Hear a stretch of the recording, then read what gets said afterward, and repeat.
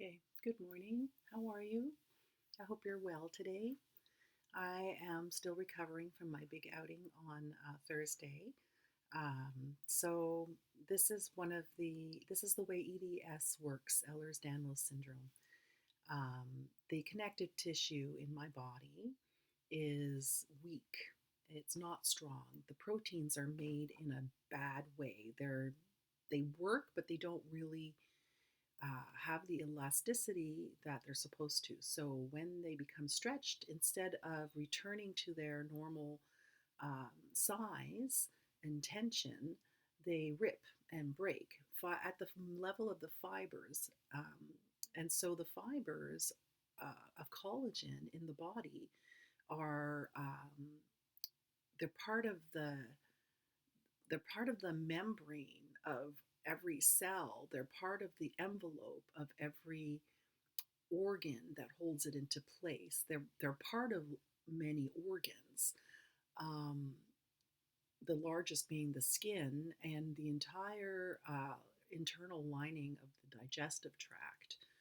Um, so when I am doing normal things like having a day upright where I had 4 hours of driving, even though I wasn't the one driving, so at least I didn't have this movement or position of my shoulders.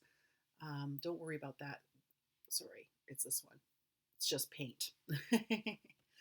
um, any sustained, repetitive movement can generate injury in me. And well, part of the way it works is that the nerve fibers that permeate all of our tissues and give us feedback on where our body is in space and what kind of stresses and tensions are on the tissues.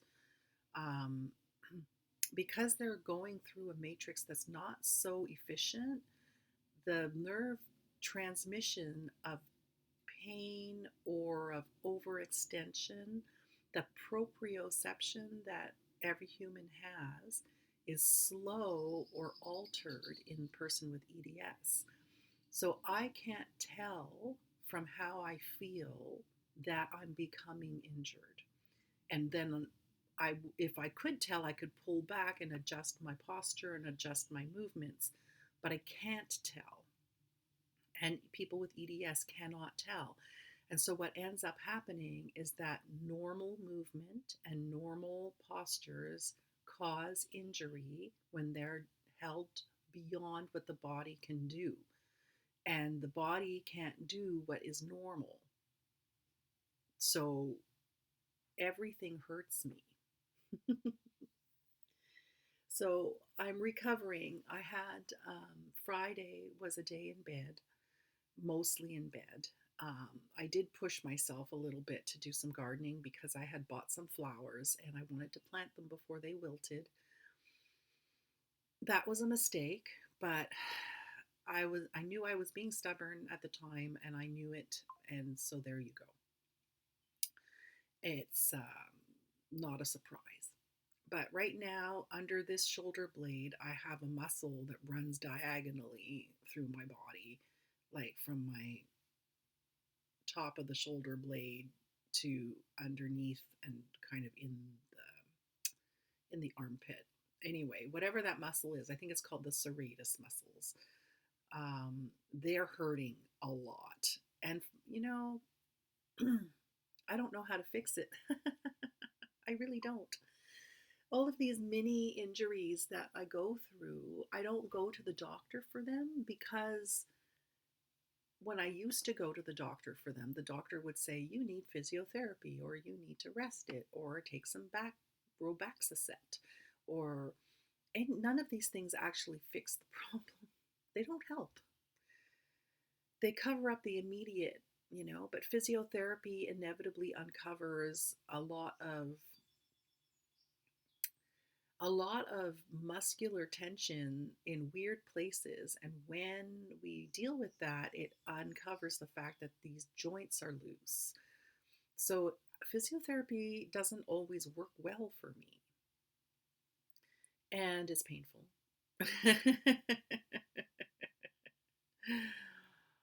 Ah, all right. So the reason I'm talking about this is because I have made a commitment to do 100,000 prostrations over the course of the next year or two, which however long it takes me. And it's for my spiritual development. It's to really anchor in my mind, my body, speech, and mind all together to focus on this one idea is that I need to become better than I am for the sake of everyone around me. All right. And that is a commitment that I made in my heart. And I really believe it. And by doing these prostrations, I think I'm not going to do the full prostration because I'm physically unable, but I'm going to do modified prostrations. But I'm still building myself up to it. And it's because it involves the body, it's almost an exercise. Um, but it's one of those basic full body movements that human beings should be able to do. So I'm full of trepidation about it, and I'm afraid of overdoing it, and I'm afraid of underdoing it, and I'm just going to do it. I'm going to do it reasonably. So I'm working myself up to 10 a day. And then after that, I'll be working myself up to groups of 10 3 times a day. And then after that, I'm going to be working myself up to groups of 100 every day, and then groups of 100 twice a day, and then groups of 100 3 times a day. That's my plan. I may not make it all the way there, but that's how I'm going to progress, just like an exercise program. And yeah, so that's it.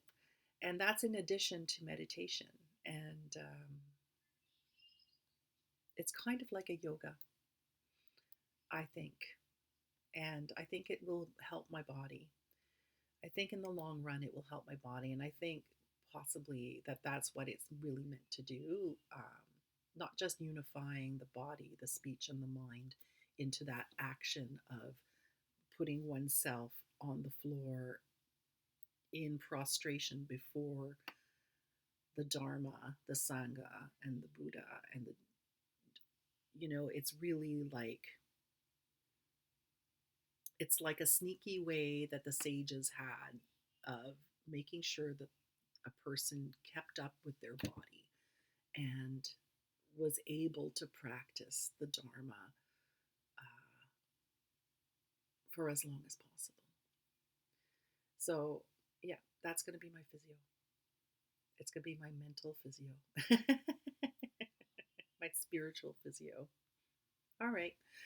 So that's it from now, for now, and from now, I suppose.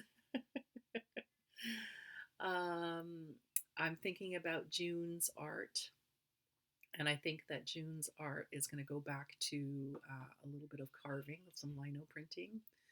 Um, so I'm going to go back to doing old photographs, old family photographs.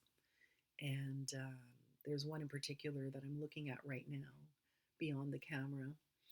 So, um, yeah, old family photographs printed onto t shirts.